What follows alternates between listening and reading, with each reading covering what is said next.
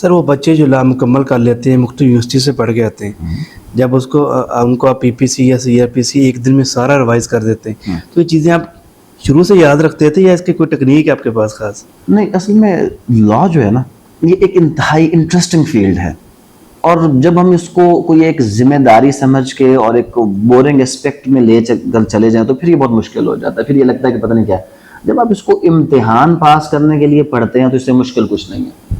کیا بات. اور جب آپ اس کو اس لیے پڑھتے ہیں کہ یہ میرا پیشن ہے، میں نے اس کو آگے لے کر چلنا ہے، تو اس سے آسان اور اس سے انٹرسٹنگ چیز کوئی ہے ہی نہیں.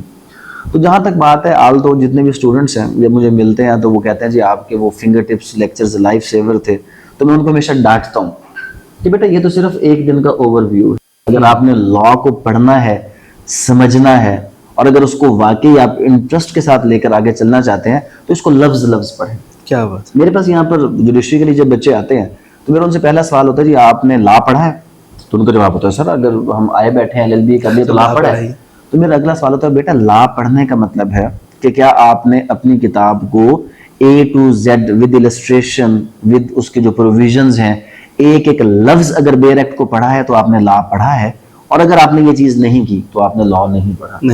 اور ہم یہاں آنے والے چاہے وہ اسٹوڈنٹ جس مقصد کے لیے بھی آتا ہے، میں ان کو ہمیشہ ایک چیز کہتا ہوں کہ اگر آپ اس لا کی فیلڈ کو انجوائے کرنا چاہتے ہیں تو at least once in a lifetime آپ اپنے لاز کو A to Z bare act کو ورڈ بائی ورڈ ضرور پڑھیں. اور اس کا جو بیسٹ ٹائم ہوتا ہے وہ آپ کا ڈیورنگ جو یونیورسٹی ٹائم ہے، کالج ٹائم ہے.